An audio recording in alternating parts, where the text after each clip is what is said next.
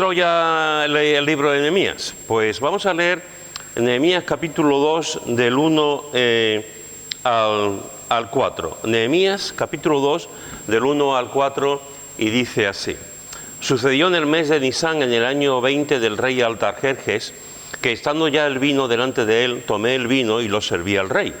Y como yo no había estado antes triste en su presencia, me dijo el rey: ¿por qué está triste tu rostro? Pues no estás enfermo. No es esto sino quebranto de corazón. Entonces temí en gran manera y dije al rey: para siempre viva el rey. ¿Cómo no estará triste en mi rostro cuando la ciudad, casa de los sepulcros de mis padres, está desierta y sus puertas consumidas por el fuego? Me dijo el rey: ¿qué cosa pides? Entonces oré al Dios de los cielos.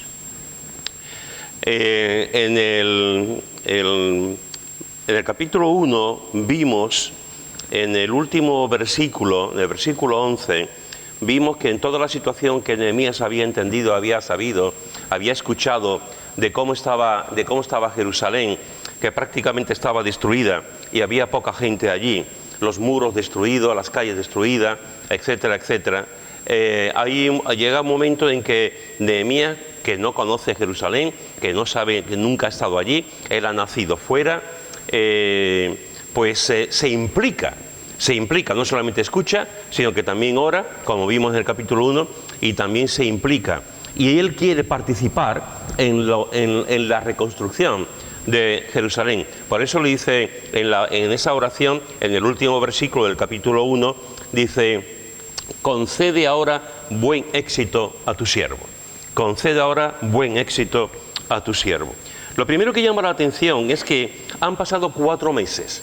Han pasado 4 meses desde que Ananías, su hermano, y un grupo de personas habían llegado desde Jerusalén, habían llegado a donde vivía Nehemías.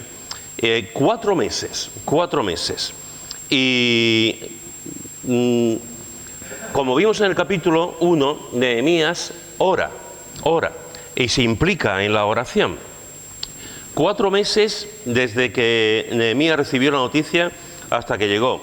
Cuando recibió la noticia fue en el mes de Quisleu. En el mes de Quisleu normalmente más o menos coincide con el mes de diciembre de nosotros. Y no es hasta el mes de Nisán, es decir, 4 meses después, que más o menos coincide con el mes de abril, que pasa estos sucesos, que pasa esta entrevista, esta cita que tiene con el rey. Es decir, 4 meses desde que él le dice: ten conmigo, ayúdame, conceda a tu siervo ese éxito, hasta que se presenta delante del rey. 4 meses. ¿Qué hizo Nehemías en esos 4 meses? Pues posiblemente Nehemías, como veremos también en los capítulos siguientes, Nehemías pensó, meditó, planificó y por supuesto oró para ver cómo podía hacer ese desempeño, cómo podía salir de allí, de la presencia del rey Artajerjes, y ir a Jerusalén y reconstruir en la medida de sus posibilidades la ciudad de sus antepasados. 4 meses esperando, 4 meses. La primera lección que Nehemías aprendió es que lo importante siempre hay que esperarlo. Lo importante siempre hay que esperarlo. No se hacen las cosas de golpe, hermanos. No se hacen las cosas de golpe, no se toman decisiones de golpe, no se planifican las cosas de golpe. Las cosas importantes siempre hay que esperarlo, y Nehemías aprendió a esperar. Nehemías aprendió a esperar. Cuando tú vas a la Biblia, tú podrás ver que una de las características que tiene Dios con sus hijos es precisamente que Dios trabaja en sus hijos en este punto, en este sentido. Dios, cuando llama a una persona, o llama a un pueblo, o llama a una familia, una de las cosas que hace el Señor es trabajar con ellos. Y eso en la Biblia lo podemos ver continuamente. Moisés estuvo 40 años en el desierto. Israel estuvo dando vueltas por el desierto 40 años también. Jacob tenía 14 años trabajando por el amor de Raquel. Abraham y Sara tardaron 25 años en ser padres. Pablo estuvo 3 años en el desierto de Arabia. Y así podíamos continuar. Una de las cosas que Dios hace es trabajar con las personas, y las personas normalmente esperan ese plan de Dios para sus vidas. Como te digo, las cosas importantes tienen su tiempo. Todas las cosas importantes tienen su tiempo. En general nosotros los seres humanos, incluidos los creyentes, somos muy propensos a la improvisación, queremos las cosas de golpe. Estamos en la sociedad de que todo se hace rápido. No se calienta una comida, se pone en el microondas. No vamos al cine, lo vemos directamente en casa. Estamos ya no leemos solamente, antes tú leías los periódicos, ahora lees solamente los títulos en el móvil de las noticias. Estamos en la época de la rapidez, en la época de la poca reflexión, en la época de que todo tiene que pasar rápido, porque si no no vivimos suficientemente bien. En un libro que se llama Geografía del Tiempo, su autor, Albert Levin, dice que sería buena la creación de una nueva unidad de tiempo, que se llamaría claxosegundo. Y él define esta unidad de tiempo, este claxosegundo, de la siguiente manera: el tiempo comprendido entre el momento en el que cambia la luz del semáforo y el que la persona detrás de usted toca su claxon. Un claxosegundo. Vivimos así, no sabemos esperar. No sabemos esperar. Y hay muchos tipos de espera. La Biblia y la sociedad nos habla que tenemos muchos tipos de espera. La espera de una persona soltera para tener pareja, la espera de un matrimonio para tener hijos, la espera de un trabajador para que le suban de categoría en su trabajo, la espera de un niño que quiere ser mayor, la espera de una visita médica, la espera para un primer trabajo, etcétera, etcétera, etcétera, etcétera. Alguien dijo alguna vez que la espera es la obra más difícil de la vida. La espera es la obra más difícil de la vida. Saber esperar es muy complicado, tomar decisiones es muy rápido. Hacer las cosas, somos más propensos al movimiento, a la acción, al hacer cosas, que a la reflexión, a la meditación, a la tranquilidad y a saber esperar. Sin embargo, la espera es muy difícil esperar, es muy difícil tener paciencia para esperar en las manos de Dios, para esperar los resultados, para esperar lo que va a ocurrir, etcétera, etcétera. Yo estoy de acuerdo con esta frase de este autor: la espera es la obra más difícil del ser humano. Pero para esperar hay que tener paciencia. No se puede esperar sin tener paciencia. Y una de las cosas que Dios hace con nosotros para esperar es darnos una dosis suficiente para tener paciencia, porque si no jamás podríamos esperar. Y Dios emplea la paciencia y nos da la paciencia de muchas maneras y usa muchas cosas para darnos paciencia. La Biblia dice que para con el Señor un día es como 1000 años y 1000 años como un día. Lo dice en el Salmo 90, versículo 4, y lo dice en 2 de Pedro, capítulo 3, versículo 8. Dicen que una vez un economista leyó estos versículos, un economista creyente leyó estos versículos y le dijo al Señor: Señor, ¿es verdad que 1000 años para nosotros son como un día para ti? Y el Señor le dijo: sí. Entonces, 1.000.000 de euros para nosotros debe ser solamente 1 céntimo para ti. Y el Señor le dijo: sí. Señor, ¿me darías uno de esos céntimos? Sí, espérate un día.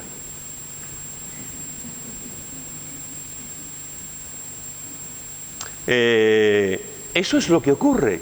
Queremos el céntimo, pero no queremos el día.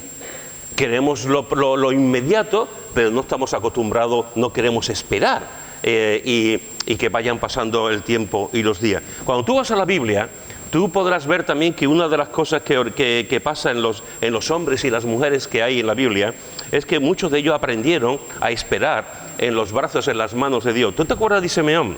Simeón fue un hombre que estaba esperando la promesa del Mesías. Simeón, no sabemos exactamente la edad que tenía Simeón, pero Simeón estaba esperando que Jesús viniese.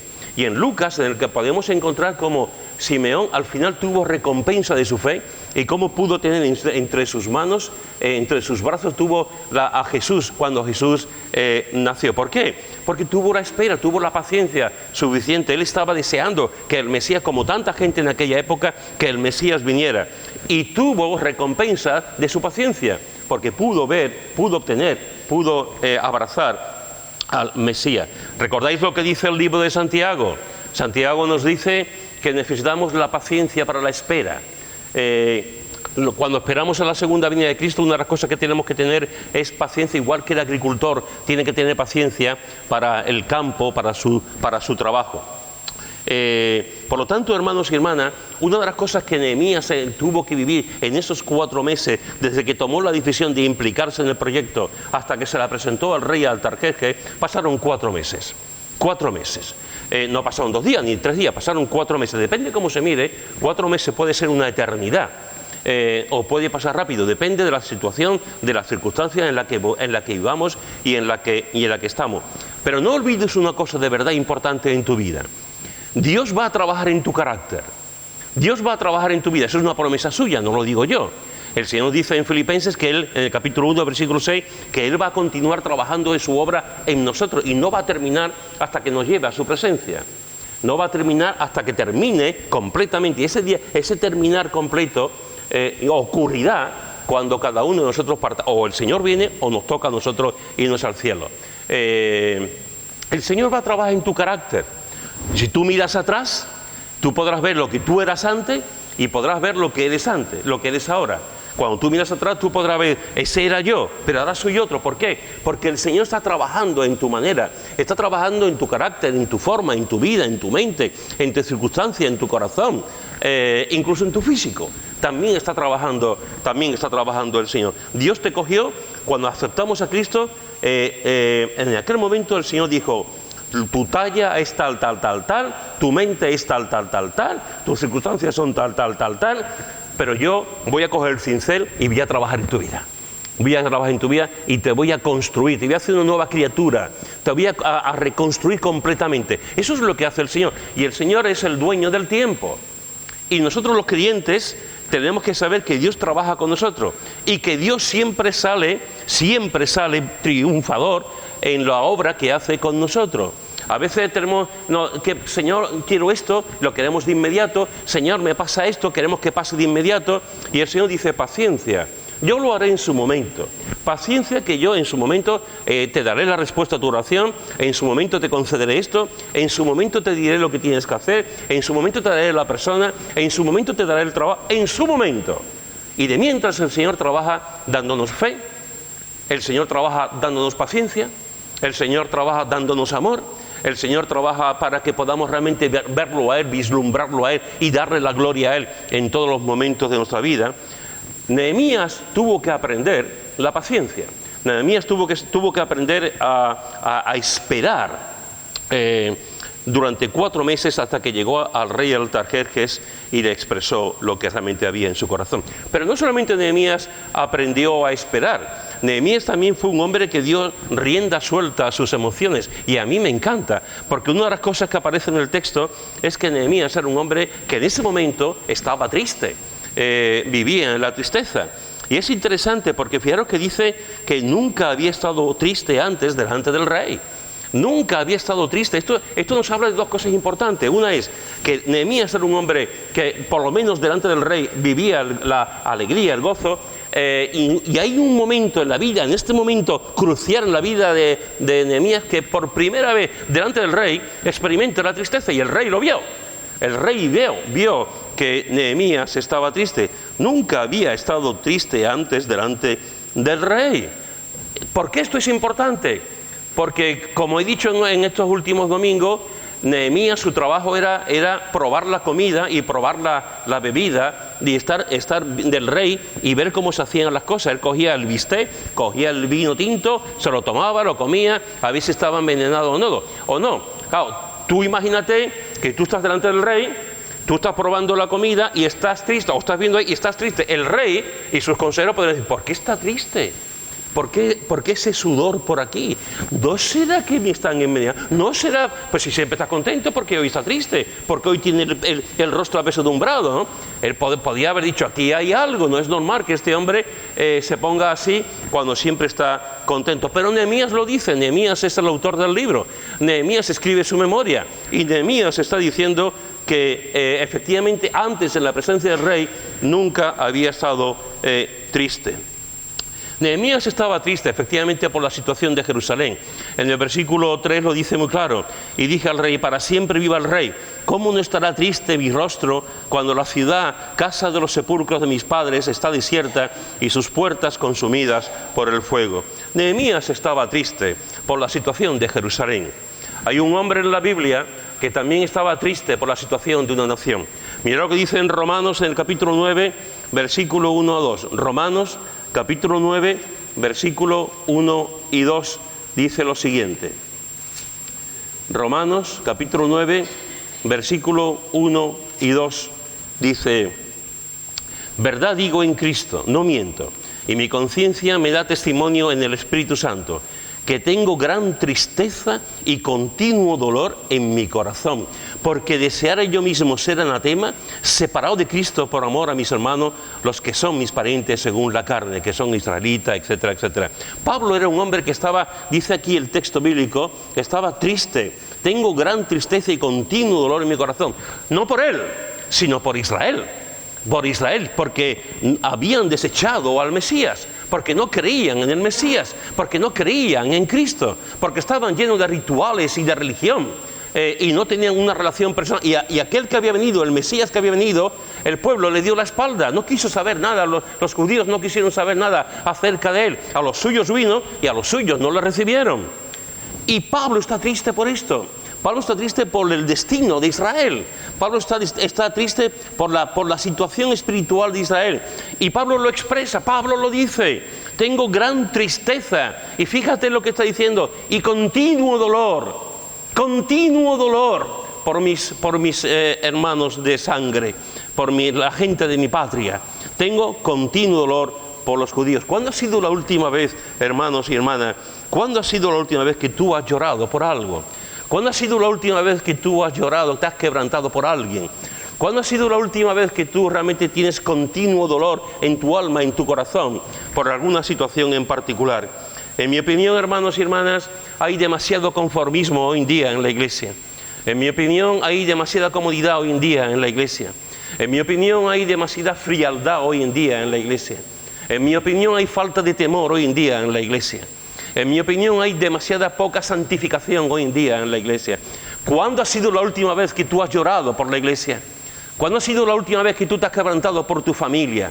¿Cuándo ha sido la última vez que tú tienes un dolor en tu corazón porque ves que la gente se pierde y la gente va al infierno? ¿Cuándo ha sido la última vez que tú realmente te quebrantas delante de Dios y le pides al Señor: Señor, muéstrate, trabaja, obra en la iglesia, en tal persona, en fulanito, en mi trabajo, en el compañero, etcétera, etcétera? Hoy en día, hermanos y hermanas, aquí no, entre nosotros no, pero hoy en día hay muchos creyentes que están viviendo en la tibieza. Lo peor de un creyente, lo peor de una persona que se dice que es cristiano es vivir en la tibieza. Porque si tú eres frío, eres frío. Y si estás ardiendo en el Señor, estás ardiendo para Dios. De una manera o de otra se te conoce. De una manera o de otra se te ve. El creyente frío es un creyente que nunca va a ir a las reuniones, que va a ir de vez en cuando, que nunca va a leer la Biblia, que incluso habría que pensar si realmente esa persona es convertida de verdad, si ha entendido la conversión. El creyente que tiene el fuego del Espíritu, que está ardiendo, es un creyente que ama la Biblia, es un creyente que ama la iglesia, es un creyente que va a compartir la palabra, es un creyente que todo lo pone delante de Dios en sus manos, es un creyente que adora, como se decía al principio, que experimenta la adoración, es un creyente que está cerca del sol, por eso está en fuego, porque está cerca del sol de la mañana y su vida tiene el fuego de Dios. Pero ¿qué decimos de una persona tibia? ¿Qué decimos de una iglesia tibia? ¿Qué decimos de un creyente tibio? ¿Qué decimos de una familia tibia? ¿Qué decimos de alguien que es tibio, de chicha ni limoná? ¿Qué decimos así de ese tipo de personas? Y hoy en día, hermanos y hermanas, no soy profeta ni hijo de profeta, pero creo que todo el mundo podrá ver que la situación que hay hoy en día en las iglesias y en muchos creyentes es una situación de extremadamente tibieza. ¿Lloras por eso? ¿Lloras por eso? ¿Te quebrantas por eso?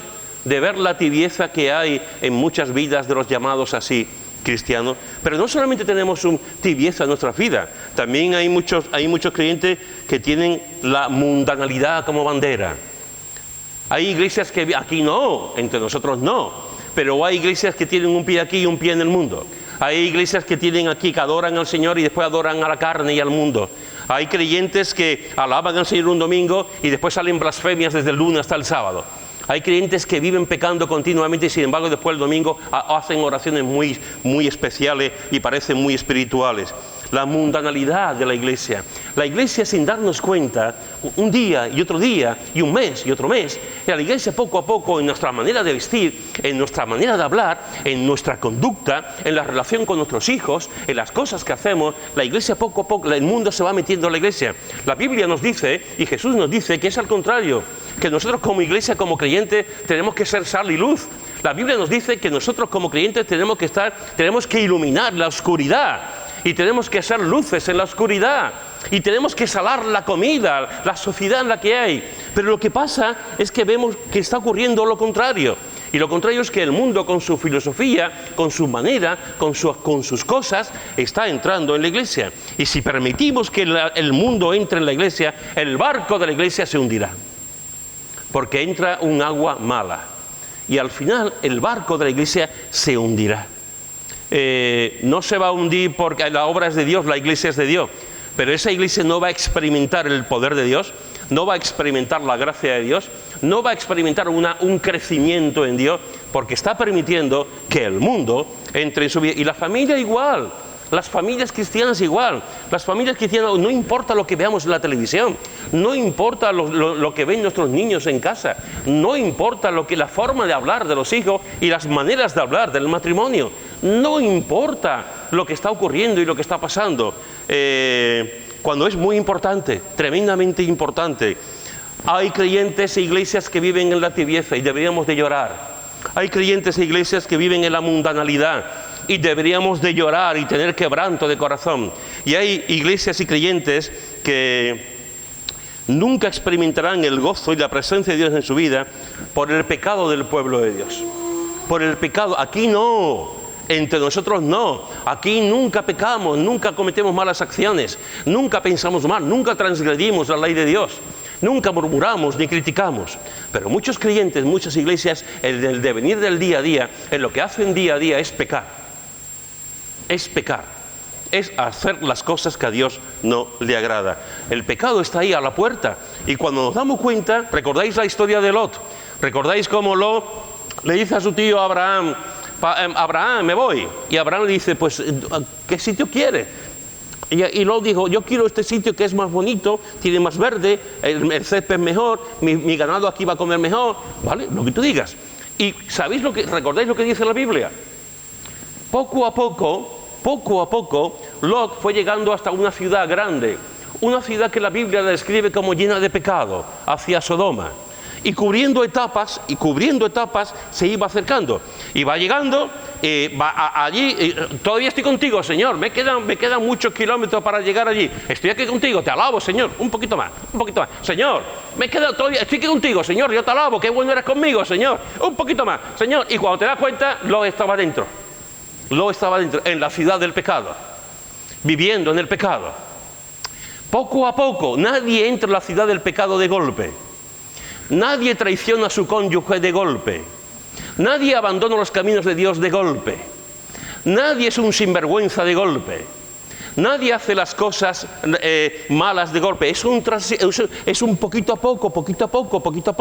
Tú abres la puerta de una relación ilícita en tu matrimonio, cuando te das cuenta la has tenido. Tú abres la puerta para robar en tu trabajo y cuando te das cuenta has robado y sigues robando en tu trabajo. Cuando abrimos la puerta, cuando vamos poquito a poco, al final es nuestra decisión, es mi decisión.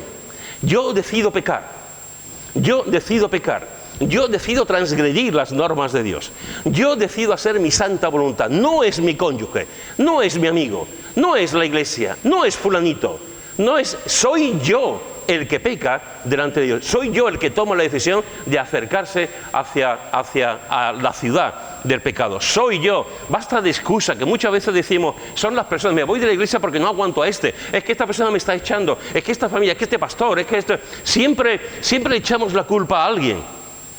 Y la culpa es mi pecado. La culpa es mi decisión. Cuando yo tomo decisiones para apartarme del Señor, cuando yo tomo decisiones para engañar a mi cónyuge, cuando yo tomo decisiones para no darle importancia a las cosas que no son buenas delante de Dios. Y deberíamos de estar tristes, y deberíamos de llorar, deberíamos de quebrantarnos ante la situación espiritual de la iglesia hoy en día y de muchos creyentes. Deberíamos de estar realmente tirados en el suelo al Señor, Señor, ayúdanos, con una actitud de arrepentimiento y de perdón. Y recuperando el fervor de Dios, recuperando el dinamismo de Dios, recuperando la pasión de Dios, recuperando la alegría de Dios, el fuego de Dios. Ojalá que estemos tristes por el pecado. Ojalá que se nos vea que estamos tristes por el pecado. Ojalá que seamos conscientes de que lo más importante que tenemos en la iglesia es la santidad. Y es vivir de forma que a Dios le agrade. Nehemías fue un hombre que estuvo triste. Pablo fue un hombre que estuvo triste, angustiado, llorando por la situación espiritual de Israel. Déjame preguntártelo una última vez. ¿Estás llorando? ¿Estás quebrantando por la situación de tu ciudad, de tu pueblo, de tu país? Por la situación de tu iglesia, por tantos creyentes que viven aquí y un pie en la calle. Estás llorando por la tibieza, por la mundanalidad, por el pecado que asedia continuamente al pueblo de Dios. Nehemías tuvo esa capacidad de tener, no solamente de esperar, sino que él lo dice, estuvo triste delante del rey. No solamente Nehemías expresó su tristeza, sino también Nehemías expresó su temor. Cosa interesante, versículo 2. Dice, me dijo el rey, ¿por qué está triste tu rostro? Pues no estás enfermo. No es esto sino quebranto de corazón. Entonces temí en gran manera.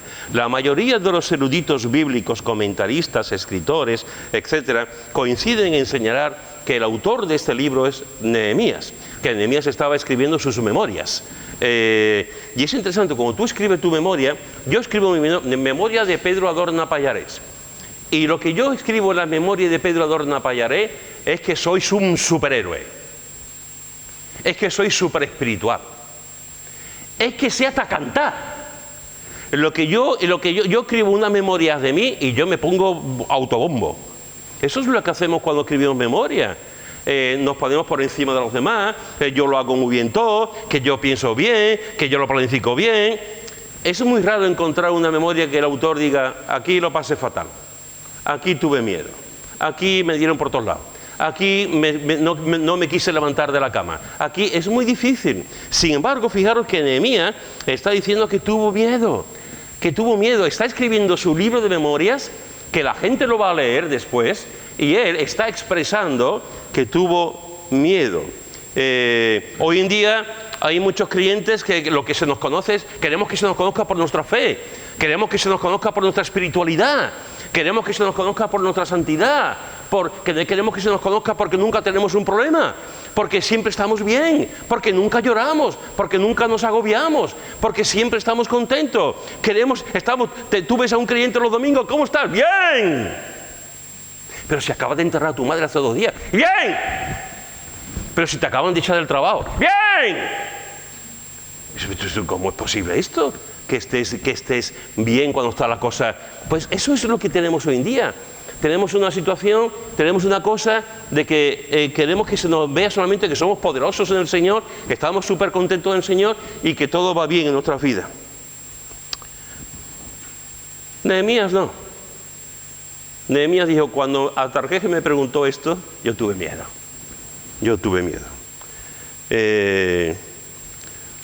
Yo expresé mi miedo. Cuando tú vas a la Biblia, tú podrás ver que un montón de hombres y mujeres experimentaron el miedo. Moisés experimentó el miedo. Job experimentó el miedo. David experimentó el miedo. El apóstol Pablo experimentó el miedo. El apóstol Pedro experimentó el miedo, etcétera, etcétera, etcétera. Los grandes hombres y mujeres no solamente experimentan el miedo, sino que además no tienen ningún problema en que los demás lo vean. Porque déjame decirte algo. Tú y yo somos vulnerables. Tú y yo somos personas que sufrimos cada día, tomamos decisiones cada día, nos enfrentamos a 1000 cosas cada día, incluida el miedo. incluido el miedo. Hay tres tipos de miedo, como todos sabéis. Hay muchos tipos de miedo, pero básicamente hay tres tipos de miedo. Está el miedo a la muerte. Hay muchísima gente que tiene miedo a la muerte. De hecho, cuando tú hablas con muchos creyentes que han conocido a Cristo, se han convertido, una de las cosas que te dicen es: yo tenía miedo a la muerte. Yo tenía miedo a la muerte. Pero desde que conozco a Cristo, eso ha cambiado. Pero lo tenían. Conocieron a Cristo y ese miedo a la muerte desapareció. Hay mucha gente con miedo a la muerte. Hay mucha gente con miedo al sufrimiento, que es otra de los miedos que tenemos, que es universal. El miedo a la muerte es universal y el miedo al sufrimiento es universal. Nadie quiere pasar por la escuela del sufrimiento. Todos tenemos, nadie quiere sufrir y es normal. Yo siempre digo que la persona que quiera sufrir no es normal, algo le falta, algo tiene, porque nadie quiere sufrir. Pero la escuela del sufrimiento está ahí y es un miedo que tenemos también, el miedo a sufrir. Los sociólogos nos dicen que en el siglo XX vino otro miedo a nivel mundial. Y ese otro miedo a nivel mundial es el miedo a la falta de sentido a la vida. El miedo a la falta de sentido a la vida. En el siglo XX hubo dos grandes guerras. En el siglo XX hubo una bomba atómica que acabó con 2 ciudades japonesas. En el siglo XX pasaron muchos terremotos y muchas cosas, igual que está pasando en el siglo XXI. Y una de las cosas y se habló mucho de la desaparición de Dios. En el siglo XX había escritores que decían: Dios ha muerto. En el siglo XX había gente que decía: no hay esperanza. En el siglo XX había gente que decían que esta civilización se iba a terminar. En el siglo XX decían que cuando llegaran los robots y llegara la inteligencia artificial y llegara Internet y las cosas iban a cambiar. Y estamos viendo que no. Y la gente sigue planteándose, sigue preguntando. Hoy en día sigue la gente preguntándose: ¿qué hago yo aquí? ¿Qué hago yo aquí? ¿Cuál es el sentido de mi vida? ¿Cuál es el propósito de mi vida? Hay 3 preguntas que son muy importantes con respecto a esto. La primera es: ¿qué hago yo con mi vida? ¿Tú sabes lo que tienes que hacer con tu vida? Y no me refiero solamente a los jóvenes, que siempre estamos con los jóvenes. Los jóvenes, claro que los jóvenes tienen que saber qué van a hacer con su vida, pero hay gente ya mayor que tampoco saben lo que van a hacer con su vida. ¿Tú sabes qué vas a hacer en tu vida? ¿Qué hago con mi vida? Una segunda pregunta es: ¿por qué existo? ¿Por qué existo? ¿Por qué estoy aquí? ¿Hay un propósito en todo esto? ¿O estoy aquí por un capricho del destino? ¿Estoy aquí por un Big Bang? ¿Estoy aquí porque Dios me ha creado pero después Dios se ha ido y está de vacaciones? ¿Por qué? ¿Por qué estoy aquí? ¿Cuál es mi propósito? Fíjate esas 3 preguntas que nos van a hablar del sentido de la vida. ¿Qué hago con mi vida? ¿Por qué existo? ¿Y cuál es mi propósito?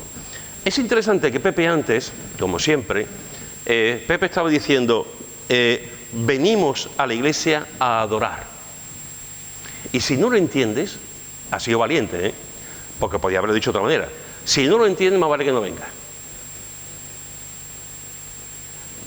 Estamos creados, dice Isaías, estamos creados, el propósito de nuestra vida es adorarle. Ese es el propósito de nuestra vida, adorarle.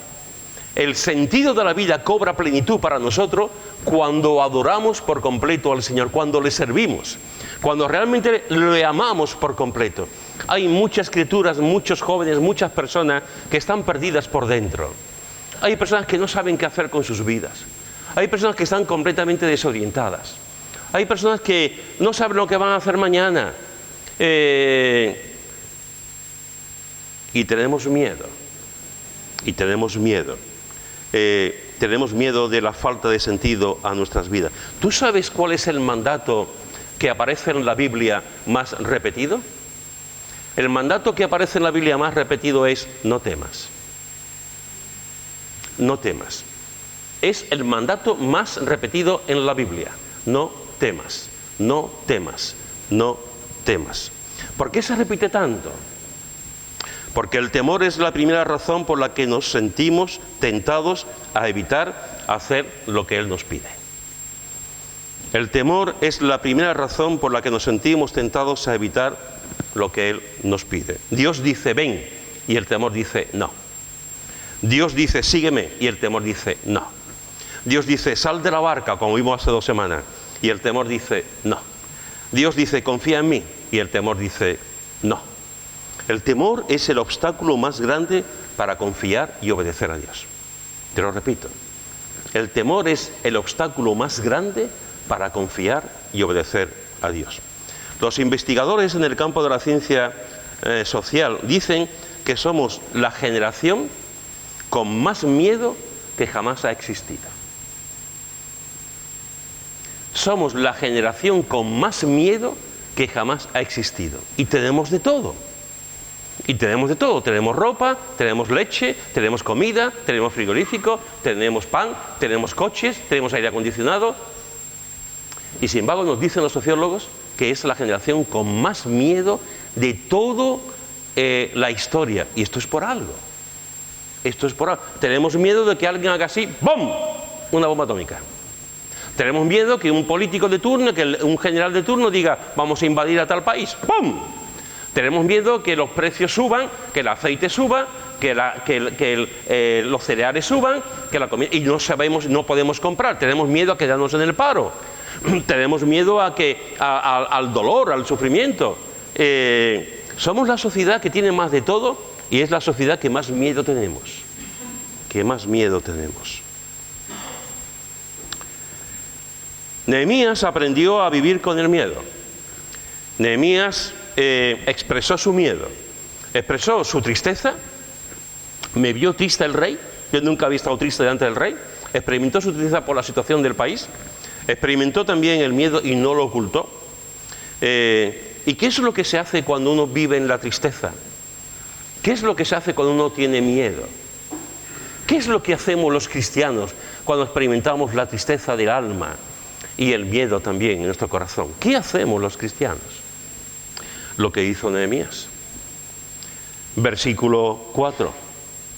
Me dijo el rey, ¿qué cosa pides? Entonces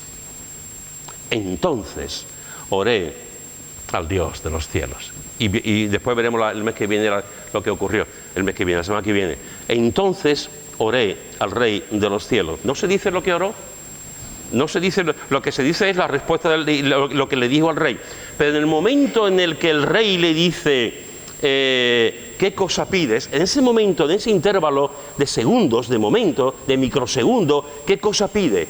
Nehemías está delante del rey, el rey le está diciendo qué cosa pide, y de momento Nehemías lo que hace es clamar al Señor. De momento no sabemos qué oración fue, no sabemos lo que le dijo, no sabemos qué, pero en ese momento su mente, su corazón, su alma, un pensamiento interno, Dios le dice a Dios, algo le dijo a Dios, buscó a Dios en oración. Entonces oré al Dios de los cielos, porque tenía que responder al rey, y clamó delante del rey, delante del Señor, cuando estaba en una situación de tristeza, de temor, y ante la pregunta del rey, clamó al Señor. Una oración breve, una oración concisa, una oración que yo llamo oración relámpago. Oración relámpago. Hay veces, hermanos y hermanas, que tenemos tiempo para orar. Hay veces que podemos llevarnos mucho tiempo orando. Una de las oraciones más largas que aparece en la Biblia la dio Salomón. Y es un capítulo entero, y más de un capítulo que estaba orando del templo, en el templo. Pero la Biblia nos habla también de oraciones muy breves, muy concisas. Nehemías fue un hombre que en un momento dado, ante una pregunta que tenía que responder, oró y hizo una oración relámpago. Moisés dijo, Señor, muéstrame tu gloria. Pablo dijo, Señor, ¿qué quieres que yo haga? Pedro dijo, Señor, sálvame. Bartimeo dijo, Jesús, hijo de David, ten misericordia de mí. Etcétera, etcétera, etcétera. Oraciones breves. Lo mejor que podemos hacer en ciertos momentos de nuestra vida es elevar oraciones breves al Señor. No tenemos tiempo para hacer una oración larga. No tenemos tiempo para adorarlo, para alabarlo, porque tenemos que responder a una situación concreta. Y entonces hacemos oraciones relámpagos. Oraciones relámpagos. Oraciones de un momento para que Dios nos dé su sabiduría. Oraciones de un momento para que nos ayude a perdonar. Oraciones de un momento para que nos ayude en el trabajo. Oraciones de un momento para cambiar una situación que hay. Oraciones de un momento por nuestro hijo o por nuestra hija. Oraciones de un momento por una situación personal que estamos pasando. Oraciones relámpagos. Oraciones relámpagos. Hermanos y hermanas, Nehemías fue un hombre que supo esperar, que aprendió a esperar. ¿Y tú? ¿Qué estás esperando? ¿Qué estás esperando? ¿Cuánto tiempo llevas esperando? Pues sigue esperando, porque Dios trabaja en la paciencia y en la espera. Y de mientras que ocurre, Dios está trabajando en tu carácter, en tu temperamento y en tu fe. Y en tu fe. Nehemías fue un hombre que experimentó la tristeza y el miedo. No fue un superhéroe. No se otorgó medallitas. No dijo, yo soy mejor que nadie. No, él dijo, estoy triste, y el rey lo vio. Un hombre que estaba quebrantado por la situación de Israel, y además con miedo, y lo dice. No ocultó ese sentimiento del miedo, sino que lo dijo. Tú y yo somos vulnerables, tú y yo somos débiles, solamente somos hombres. Solamente somos hombres y mujeres, nada más. Y todos los hombres y todas las mujeres y todos los niños y todos los jóvenes tenemos miedo. Y cuando tenemos miedo, lo que tenemos que hacer es llevarlo al Señor. Y que el Señor nos ayude a continuar y a que el miedo no me atenace. Al revés, a poder seguir adelante a pesar del miedo. Y Dios nos ayudará, nos empujará, nos sacará hacia adelante. Nehemías no solamente fue un hombre que supo esperar, no solamente fue un hombre que experimentó la tristeza y el miedo, sino que además Nehemías fue un hombre que sabía que lo mejor que podía hacer en su vida, lo mejor que podía hacer para dar respuesta al rey Artajerjes, lo mejor que podía hacer en su vida era orar. Orar y tener, como digo, esas oraciones relámpagos. Relámpagos. ¿Tenemos que tener tiempo para orar? Sí. Jesús dice, cuando entres en tu aposento, cierra la puerta y ponte a orar. El creyente tiene que tener, el cristiano, para tener una buena vitamina, para estar alentado, para tener fuerza espiritual, el creyente tiene que hablar con Dios cada día. Y tenemos una cita con Dios. Igual que los novios tienen una cita para pasear, igual que los cónyuges tienen una cita para hablar, los creyentes tenemos que tener una cita para hablar con Dios. Y esa cita es, yo entro en mi aposento, abro la puerta, y en la cama o de rodillas o en la silla donde yo me pongo a hablar con Dios. Y tengo mi tiempo con el Señor. Y son oraciones planificadas. Son oraciones que cada día tenemos nuestra cita con el Señor y hablamos con Dios. Pero también es cierto, hermanos y hermanas, que hay momentos en que no podemos dedicar tiempo a la oración, porque el agua va entrando. Hay momentos en que no podemos tener tiempo a la oración porque el fuego nos consume. Entonces decimos, Señor, haz esto. Y son oraciones relámpagos, inmediatas, de pronto, porque no nos queda más remedio. No nos queda más remedio, porque no es mi sabiduría, es la de Él. No es mi solución, es la de Él. No es mi entendimiento, es la de Él. Y en ese momento que tenemos que tomar una decisión, que tenemos que hacer algo, Señor, y hacemos esa oración. Que Dios nos ayude a los que estamos aquí, en esta mañana, que Dios nos ayude a ser hombres y mujeres que sepamos esperar. Espera en Dios, porque aún he de alabarle, salvación mía y Dios mío. Espera en Dios. Que seamos hombres y mujeres que no tengamos miedo de decirle a una persona, estoy triste, ¿quieres orar por mí? Y no pasa nada, no eres menos espiritual, no eres menos espiritual por llorar, no eres menos espiritual por decir tengo miedo, no eres menos espiritual por eso, al revés, al revés. Cuanto más temor y más miedo, más nos acercamos al Señor y más vamos desarrollando la fe. Que Dios nos ayude a ser una iglesia que ore, que busque al Señor, que hagamos oraciones que impacten la vida de los demás y que lloremos, que nos quebrantemos ante una situación de una familia, de un creyente, de una iglesia apática, cómoda, fría o tibia, que nos quebrantemos por la situación espiritual de nuestro país, que nos quebrantemos, que lloremos por mi propia situación, que sintamos el dolor de Dios.